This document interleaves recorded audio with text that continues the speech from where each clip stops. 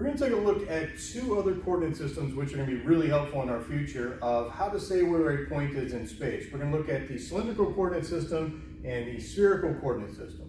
Now the good news about the cylindrical coordinate system, it's really just our polar coordinate system that we've seen in the past, given a third dimension. So if you remember in polar, the way that we did something, we turned towards a point and we walked out some radius out to it. Now the problem with polar was there's an infinite number of ways to get to that point just by spinning around 360 degrees and walking out there. Also, the other bad drawback to it is not only could you turn towards a point and walk forward, you could turn your back to it and walk backwards. So there was two fundamental ways to get to a point. Turn towards it, walk forward, put your back to it and walk backwards. So there's two representations for every point in polar basically, two fundamental ways. Let's take a look at polar and remember how we did these. For our polar coordinates, what we saw was we knew x was equal to r cosine theta, y was equal to r sine theta. If we wanted to go the other way, we knew r squared was equal to x squared plus y squared, and that the tangent of theta was equal to y over x. So there's our conversions from polar to rectangular, and from polar to rectangular, and rectangular to polar. The good news here is when we're going to go to cylindrical, let's spell it right. Cylindrical, all we do is we add a z component to this. Basically, we're just going to go up in the z direction. So if you take a look at a picture and you look at a point in 3 dimensions now, this point here still lies over the xy plane. And here, if you think about going straight there, that's still your radius r, and that angle is still theta, but now you have a z component that just brings it straight up from the xy plane. So that's great news for this, because it's really just moving it up and down. So let's take a look on how to do a few conversions here before we look at spherical. Convert, let's go 1 square root of 3, 2 to polar. Okay, so let's just take a look at a point. If I wanted to give you a point and wanted to say that's a rectangular point, how do we convert it to polar? Well, that's our x, y, and z. What do we need to get to? We need to get r, theta, and z. Well, we know r squared is equal to x squared plus y squared. So r squared is equal to 1 plus 3, r squared is equal to 4. Now this is your first clue that there's going to be two different ways to represent that point because we have two different r values. Now for the theta, we know the tangent of theta is the y over the x. So we need to know for what angle do we get the square root of 3. Now if you've memorized these in the past, that's great, you probably should have. If not, you should at least be able to draw your two triangles.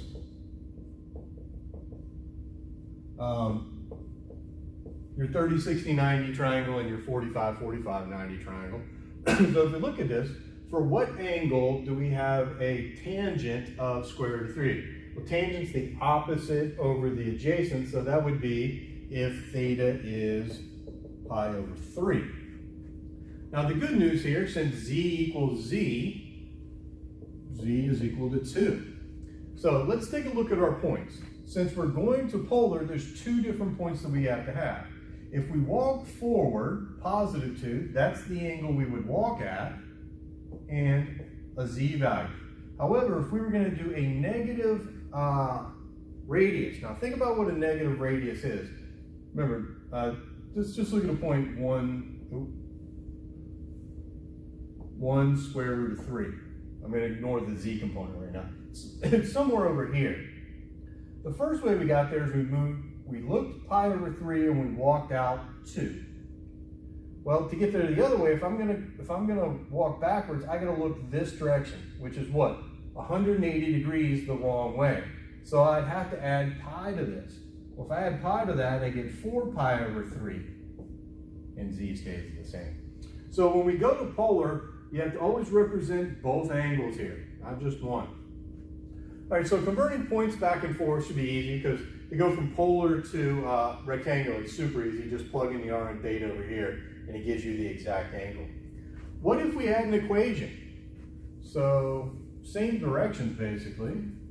What if I said convert, let's make it easy. Y squared equals x to polar. Well, to do this, all you got to do is substitute, right? Plug in what we know. So if we know this, what if I said, I know y is r sine theta, and I know x is r cosine theta. So I get r squared sine squared theta is equal to r cosine theta. Now, this could easily be said also to cylindrical. It just doesn't happen to have a z value here. Most of the time, we generally, just like for polar, try to solve for r if we can, or the easiest way. So here, if I divide both sides by r sine squared theta, I could get r is equal to cosine theta over sine squared theta. Now you got to be careful always dividing by a variable. And can r be 0? Absolutely, r can be 0. We generally make an exception for when we're talking about polar, because when we're plugging in, a lot of times we get extra r's that were not in the original equation. We still have a function of r, so we're fine. You could leave it like this, or you could break that up into cosine over sine and 1 over sine, and right as the cotangent, cosecant if you wanted to. Sometimes though, going the other way is a bit more difficult. Let me come back over here. If we're given a polar equation and we want to go back to rectangular, let's say if I said, let's do r cosine squared theta is equal to z over r.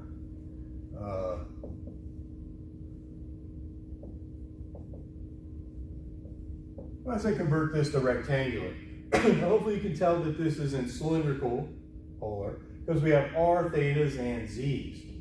Well, to do it this way, you're looking for what you can replace, because we know, here real quick, x is r cosine theta, y is r sine theta, and of course z is z.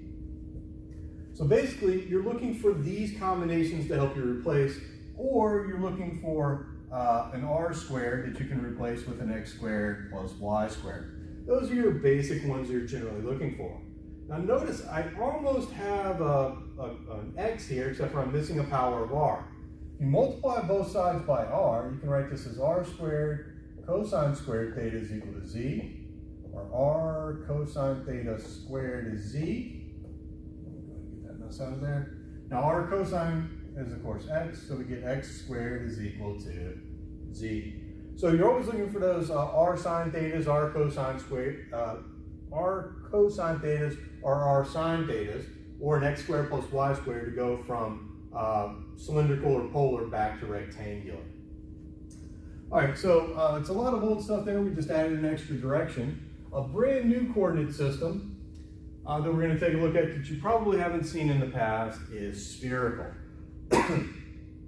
Now, the way I always look at spherical is actually what I would think of as polar in 3 dimensions, where cylindrical is really just polar stretched upward. It's more the concept of what polar was, where polar was turn a certain angle and walk towards it. Well, that's the exact idea for spherical. But the thing is, in 3 dimensions, we have to turn 2 different directions. We're going to have to turn in a flat horizontal plane, and we're going to have to turn in a vertical plane to get to every point. And then from those 2, we can walk out to wherever we're going. So let me see if I can do us a quick little sketch here. Okay, so let's see. If we have, here's our x, y, and z for right now. Let's say I have some point out here in space. I'm just going to draw our line there. Now, generally, we would give this point as an x, y, and z value. And, of course, it's sitting above the x, y plane here. Like that.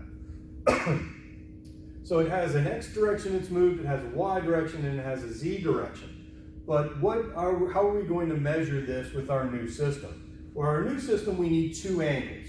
One angle is a flat turning angle, which is already a theta that we already have. So that angle we're going to keep exactly the same. So the shadow of this line right here, which I'm actually going to darken in here just for fun. The shadow of that would be right there in the XY plane. The angle made with the positive x-axis is theta, exactly like theta was in polar. That's the amount we're going to turn in the xy plane. But then we need the angle that we go up and down at. Now the way that we always measure that angle is we measure that from the positive z-axis. So this is a little bit different. This is more thought of being measured down. So this is being measured that way, where of course this angle that we always do is this way. So you're thinking we're starting straight up and we're measuring down as we go here. This angle is the new angle, phi. Now the last thing we know, now that we've turned this way and we've turned this way, now we're facing somewhere, now we just need to know how far that we walk out. That distance is, we're going to call our radius, but we're going to give our radius a new name, and it's going to be rho. Again, 3 Greek letters. So, the way that we are going to represent a point and, excuse me, spherical is rho, theta, phi.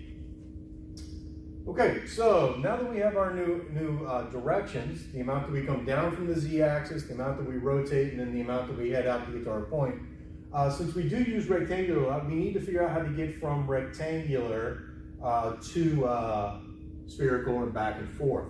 So here's what I'm going to do. I'm going to draw a couple of pictures from this picture. The first picture I'm going to draw you includes the z-axis, the rho that goes out like that. So this is rho, this is my z-axis. Which means this little angle right here, measured this way, is phi. Now if you came straight across from that point, like there, that would actually be the z value that we were at, right? If we came straight across, that would be the z. So I'm just going to move this here to this side. Well, if I'm going to convert from spherical to rectangular and back and forth, the easiest one to get is actually the z value. Because if I look at this as a right triangle, the thing that relates these three pieces would be the cosine, right? This is the adjacent, that's the hypotenuse. So the cosine of phi is the adjacent over the hypotenuse, or z is equal to rho cosine phi. Okay, so we now have one of our conversions. Now, just because I'm going to need this in a second, that gave us this side. What if I wanted to know this side? Well, that would be the sine, would y'all agree? So it would be the same formula, except for that would be the sine of phi, and it would be this side instead of z. This side right here ends up being rho sine phi. And we're going to see why that's important in just a second. Okay, so there's our z value. What about the xy value? Well, the xy value is almost the same as it was for like polar. We had x and y, the xy plane, and theta is measured exactly the same from the positive x-axis. So, if we drop that down, if I were to call this distance here r, we know that x is equal to r cosine theta, and y is equal to r sine theta.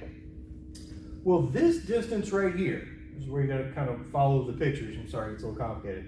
This r right here is this r right here, this dotted line from the picture. Well, this dotted line is the same as from there over to there, right? This distance is the same as that distance down there. Well, we just saw from this picture right there, this distance is rho sine theta. So instead of this being r, like always, this distance is rho sine theta, which means in our new coordinate system, I can now get x's and y's in terms of everything we need.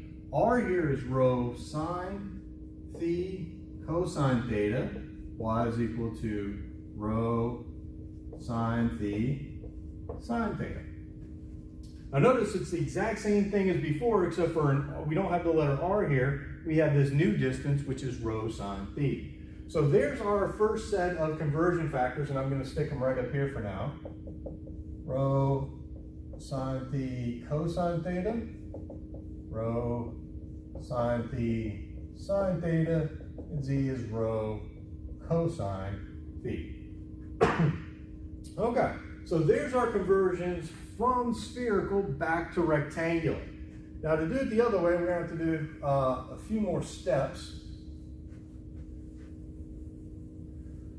Well, since you can kind of think of a sphere as a three-dimensional circle, the relationships should be the same. We know the equation for a circle is an x squared plus y squared is equal to a radius squared. Well, in 3 dimensions then, we would expect it would be x squared plus y squared plus z squared is also the radius squared. Now, in spherical, we don't call the radius r, we call that radius rho. So this should hold true. Let's find out from our conversions if it's actually true, though.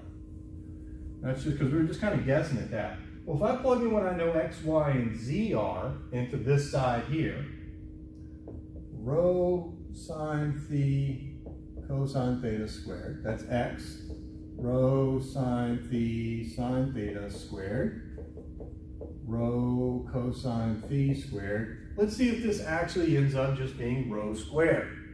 So we got rho squared sine squared theta cosine squared theta, rho squared sine squared theta sine squared theta, rho squared cosine squared theta. Now the steps that we're going to go through right here are going to show up quite a bit in, when you're dealing with spherical.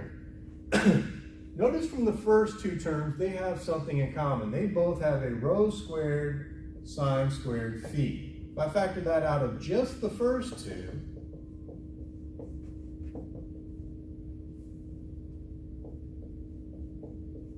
I end up with this sine squared plus cosine squared, which the Pythagorean identities show up a lot here, as you might expect.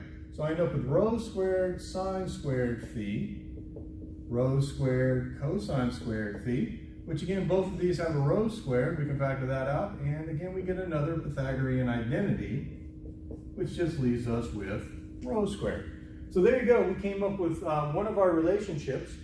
We can see that rho squared is x squared plus y squared plus z squared. Or another way to think about this, the equation for a sphere in rectangular is, well, exactly like a 3-dimensional circle.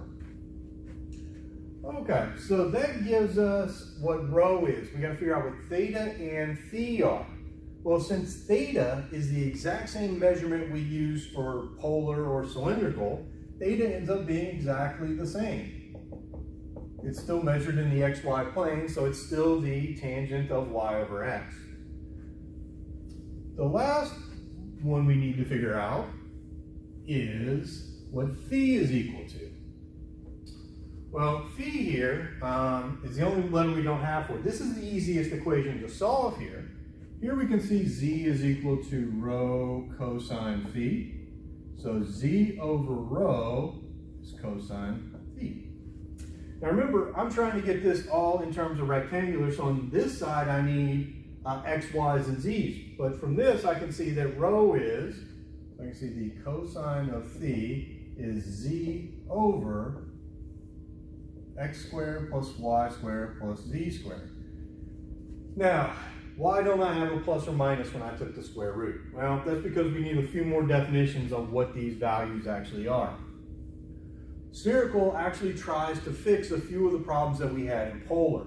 In polar, we had an infinite number of ways to represent each point. And you can kind of see that that could happen very easily because we're still doing the idea of turning and walking.